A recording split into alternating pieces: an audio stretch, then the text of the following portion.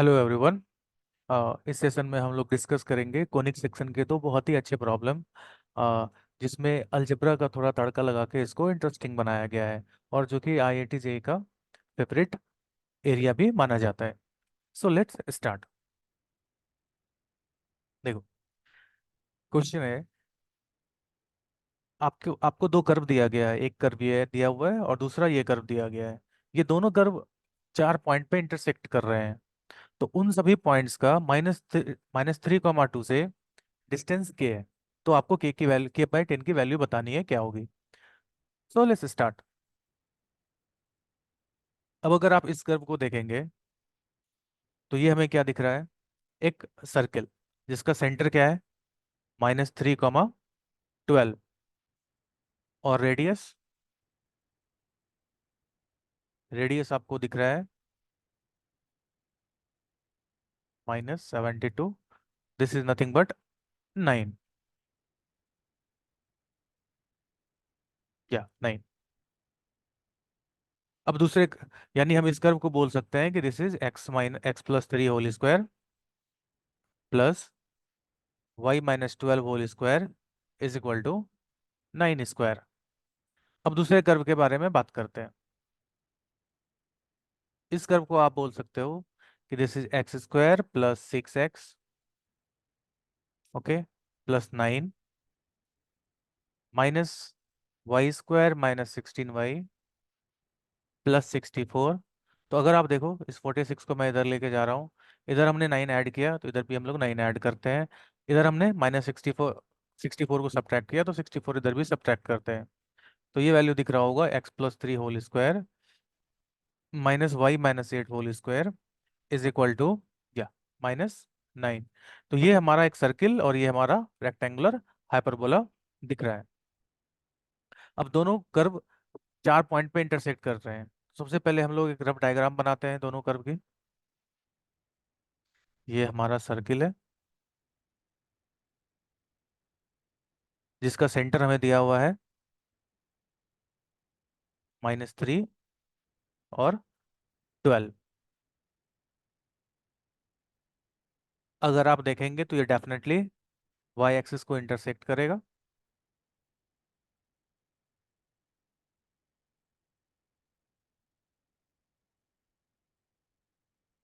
Okay.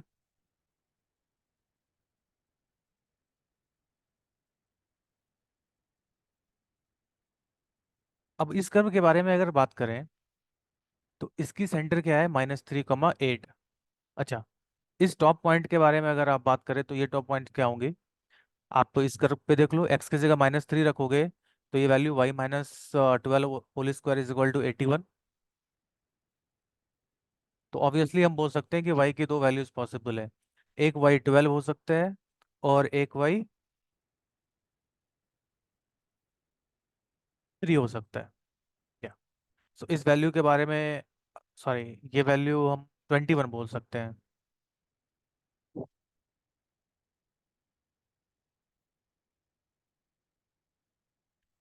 21 हम, और ये 3 पॉसिबल है। दैट मीन्स ये वैल्यू हमारी क्या हो गई, 3, 21 और -3, 21 and -3, 3। Okay. So that means ये हमारा रेक्टेंगुलर हाइपरबोला है। x+3 whole square -y-8 whole square is equal to -9। तो ये रेक्टेंगुलर हाइपरबोला हमें कैसा दिखेगा? मैं बनाता हूँ। जिसकी सेंटर हो जाएगी -3, 8। तो ये रेक्टेंगुलर हाइपरबोला कुछ आपको इस तरीके का दिखेगा। मैं जस्ट रफ डायग्राम बना रहा हूँ।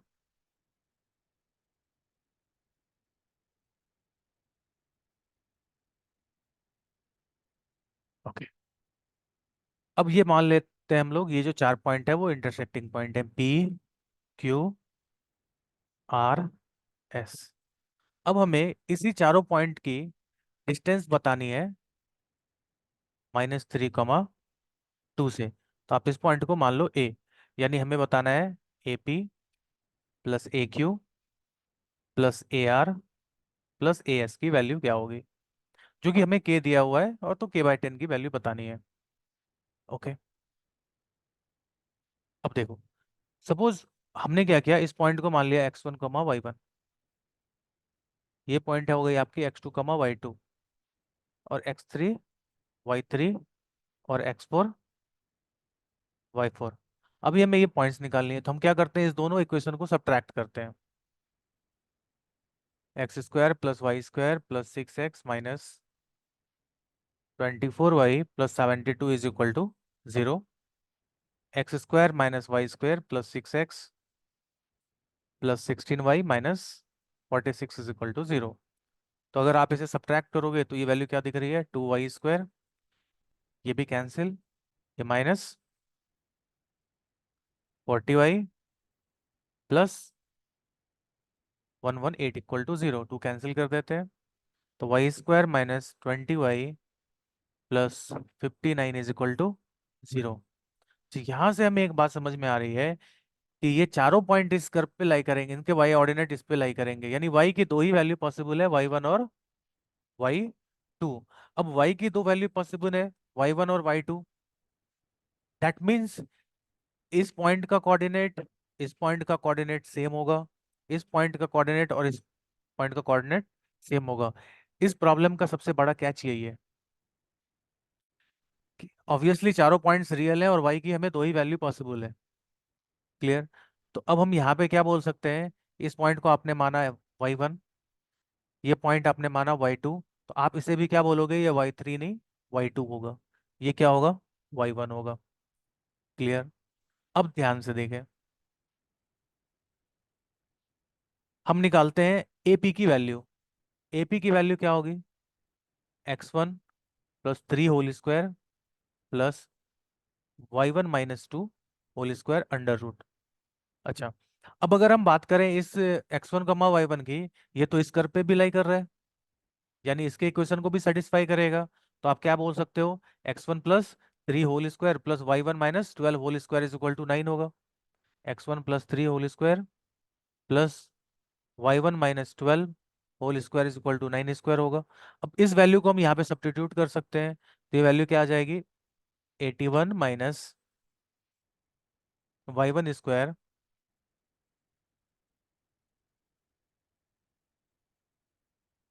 Plus 144 -24y plus y1² plus 4 -4y1 √।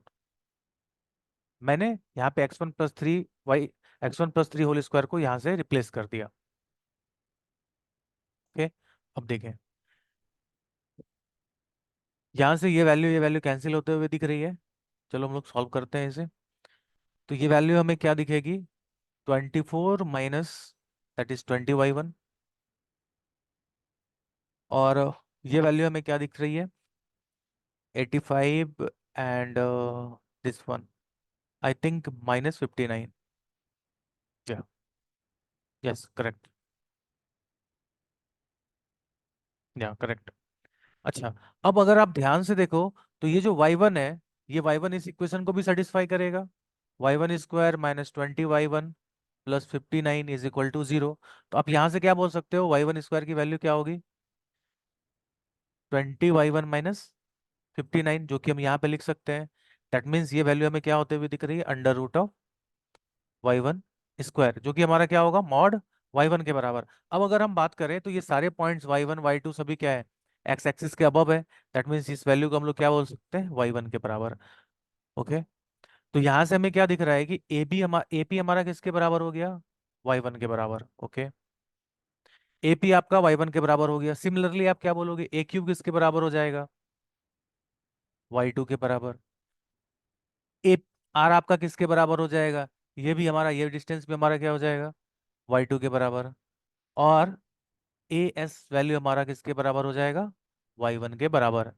सो हमें निकालने क्या थी, A P plus A Q plus A R plus A S, जो वैल्यू हमें क्या होते हुए दिख रही है, 2 times y1 + y2।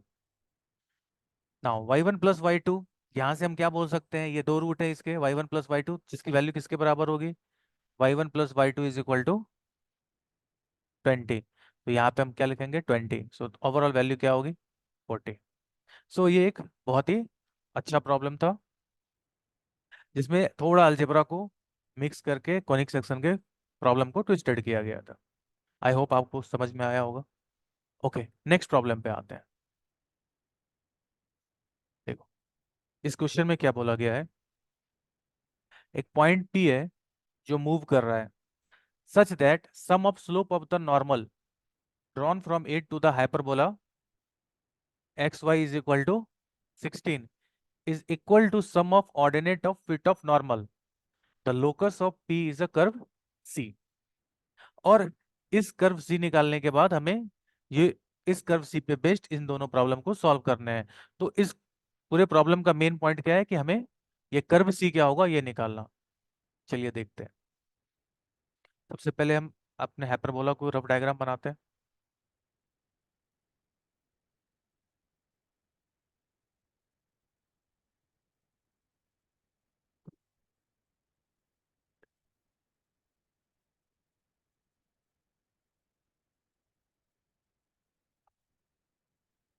X y is equal to 16, ये आपका एक रेक्टेंगुलर हाइपरबोला।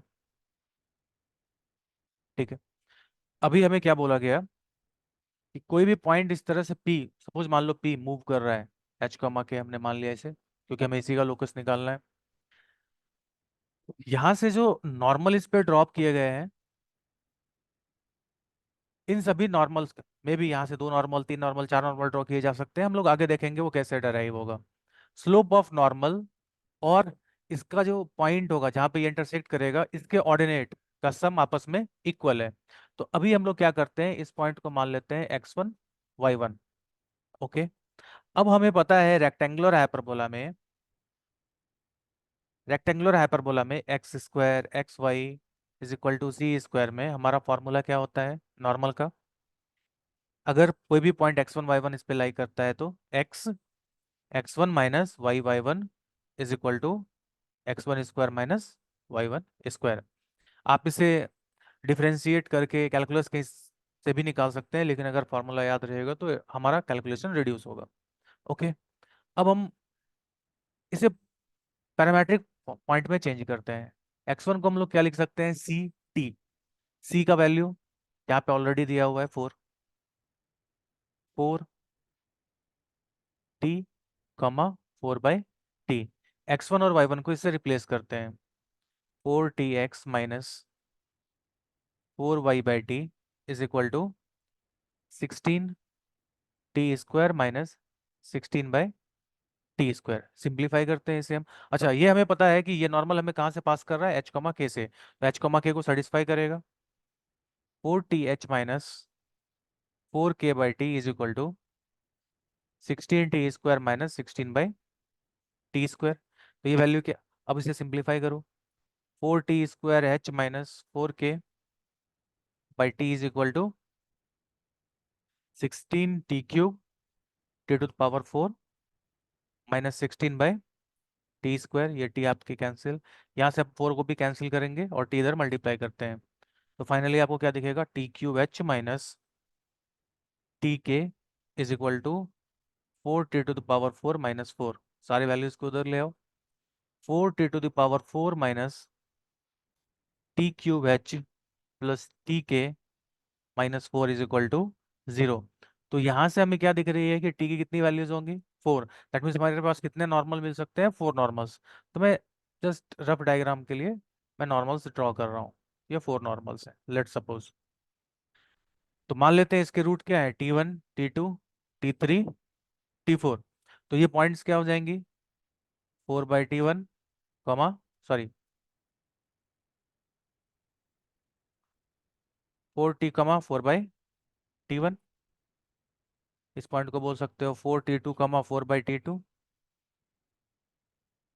इस पॉइंट को बोल सकते हो 4t3, 4/t3।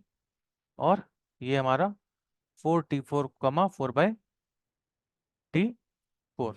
अभी ध्यान से देखिए, हमें क्या पता है इस इक्वेशन की, अभी हमें क्या बोला गया कि इसके जो फिट ऑफ नॉर्मल्स है, इन सभी फिट इनके ऑर्डिनेट का सम और इन सभी नॉर्मल के स्लोप का सम इक्वल है। तो इनके ऑर्डिनेट का सम आप क्या बोल सकते हो, 4/T1 plus 4/T2 plus 4/T3 plus 4/T4, ये तो ऑर्डिनेट का सम हो गया। अच्छा, इन सभी नॉर्मल्स के स्लोप का सम, अगर आप यहां से देखो तो इसका स्लोप क्या हो जाएगा, ये एक नॉर्मल, इसका स्लोप क्या हो गया, x1/y1। अच्छा, x1 हमारा क्या था, x1 हमारा है 4, मैं जनरल पॉइंट लेता हूँ, 4T1/4/T1। तो आप इसे क्या देखोगे, ये वैल्यू क्या हो जाएगा, T1 स्क्वायर, यानी इसकी स्लोप क्या हो गई, T1 स्क्वायर। तो सिमिलरली इसकी स्लोप क्या हो जाएगी, T2 स्क्वायर, इसकी स्लोप क्या हो जाएगी, T3 स्क्वायर, और इसकी स्लोप T4 स्क्वायर, यानी ये हो जाएगा हमारा T1 square plus T2 square plus T3 square plus T4 square. Okay, अब इसे सॉल्व करते हैं। अब हमारा हेल्प करेगा ये, क्योंकि आप इसे क्या देख सकते हो, ये वैल्यू क्या हो जाएगा, 4 into, this is summation of T1 T2 T3 divided T1 into T2 into T3 into T4। अच्छा, इस क्वांटिटी को हम क्या लिख सकते हैं, summation of T1 whole square minus 2 times summation of T1 into T2, जो सारे वैल्यूज हमें यहाँ से मिल जाएंगे। तो हमें समेसन ऑफ T1 क्या दिख रहा है, समेसन ऑफ T1 क्या होगा, h/4। अच्छा, summation of T1 into T2 क्या हो जाएगा, यहाँ पे तो T स्क्वायर का कोई टर्म नहीं दिख रहा, तो ये वैल्यू क्या होगी, 0। Summation of T1 into T2 into T3 किसके बराबर दिखेगा, -k और k/4 actually. And T1 into T2 into T3 into T4, ये वैल्यू हमारे किसके बराबर दिखेगी, -4/4, which is equal to 1। Okay, अब हम इस वैल्यू को यहाँ पे सब्स्टिट्यूट करते हैं।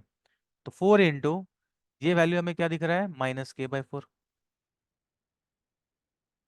एंड ये वैल्यू हमें क्या दिखता हुआ दिख रहा है, T1 स्क्वायर।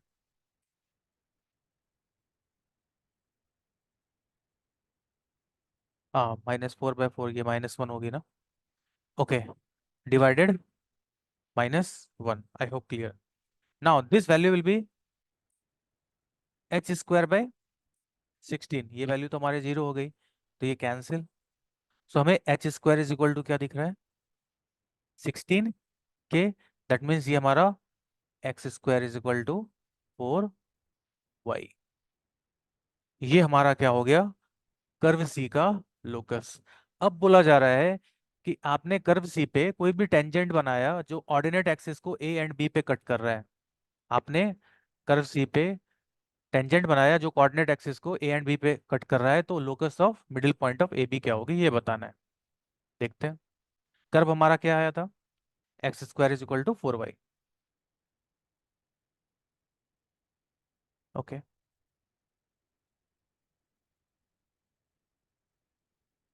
ये हमारा कर्व है। हमने किसी भी पॉइंट पे बनाया टेंजेंट जो इसे मीट कर रहा है ए एंड बी पे, तो हमें इसके मिडिल पॉइंट का लोकस बताना है। तो इस पॉइंट को ही हम लोग मान लेते हैं h, k फिर से।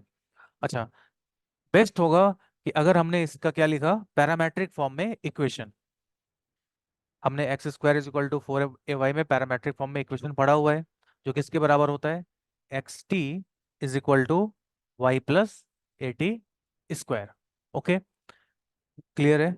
x² is equal to, sorry, x² is equal to 16y, not 4y। Okay, so xt is equal to Y plus A, हमारा क्या हो जाएगा, 4T² ठीक है। अभी हम ए पॉइंट निकालने के लिए क्या करेंगे, पॉइंट ए निकालने के लिए हमने y को रखा 0। जैसे ही y को 0 रखा तो ये वैल्यू हमारे किसके बराबर मिली, 40। और b निकालने के लिए हमने क्या रखा, x को 0। x को आपने जैसे ही 0 रखा, y आपका किसके बराबर मिला, -40 स्क्वायर के बराबर। अब इस दोनों का मिड पॉइंट, सो इस दोनों का मिड पॉइंट h हमारा किसके बराबर दिख रहा है, 40/2, और k हमारा किसके बराबर दिख रहा है, -40 स्क्वायर बाय 2। सो यहाँ से अगर आप देखें तो आपको h किसके बराबर दिख रहा है, 2t, और k आपका किसके बराबर दिख रहा है, -2T स्क्वायर। सो यहाँ से आप t को क्या लिख सकते हो, h/2, यहाँ पे डाल दो। K is equal to -2 into h/2 whole square. So K is equal to -2 h² bye 4। ये वैल्यू कैंसिल हो गई, तो यानी ये क्या दिख रही है आपको, h² plus 2k is equal to 0, which is nothing but x² plus 2y is equal to 0। ये हमारा लोकस हो जाएगा। I think option number C is correct. अब नेक्स्ट क्वेश्चन है, area of equilateral triangle inscribed in the curve C having one vertex as the vertex of curve सी।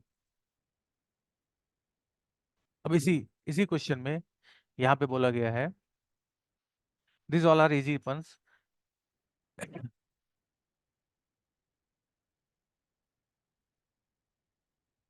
ये आपने curve बनाया, ये आपका इक्विलेटरल ट्रायंगल है जिसमें एक वर्टेक्स आपका क्या दिया हुआ है, 0,0, इसका वर्टेक्स है। ठीक है। इस अब ध्यान से देखो, ये कर्व खुद आपका क्या दिख रहा है, ये कर्व हमारा वाई एक्सिस के अबाउट सिमेट्रिक है, और ये इक्विलेटरल ट्रायंगल है, that means this point and this point will be also symmetric. तो आप ये बोल सकते हो ये एंगल और ये एंगल क्या है, इक्वल। और ये इक्विलेटरल ट्रायंगल है, तो ये angle 30, then this will be also 30, तो ये एंगल क्या हो जाएगा, 60 डिग्री। आप मान लो कि ये लेंथ है ए के बराबर, ये सभी लेंथ ए के बराबर हो जाएगी। तो ये एंगल 60 डिग्री और ये लेंथ ए है, तो इस पॉइंट को आप क्या लिख सकते हो, ए कॉस 60, ए साइन 60। ठीक है।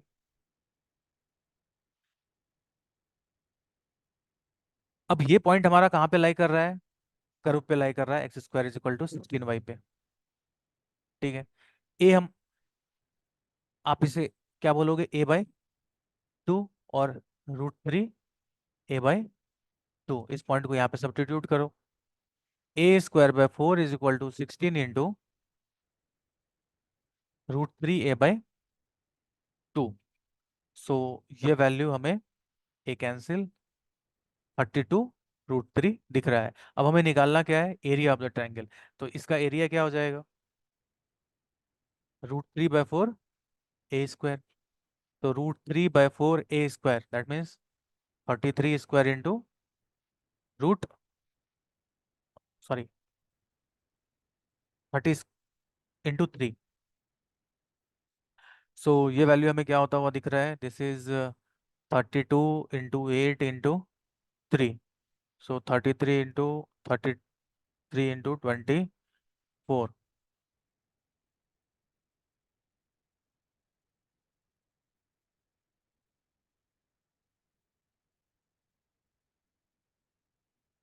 768 √3, this will be the area. So option number D is the correct one. So इसमें थोड़ा सा अलजेब्रिक कैलकुलेशन का तड़का लगा के इस क्वेश्चन को अच्छा बनाया गया था, इंटरेस्टिंग बनाया गया था, जिस चूंकि हमारा जेई का फेवरेट एरिया भी माना जाता है। आई होप आपको वीडियो पसंद आया होगा, और अगर आपको अच्छा लग रहा है तो please like share and subscribe. Thank you.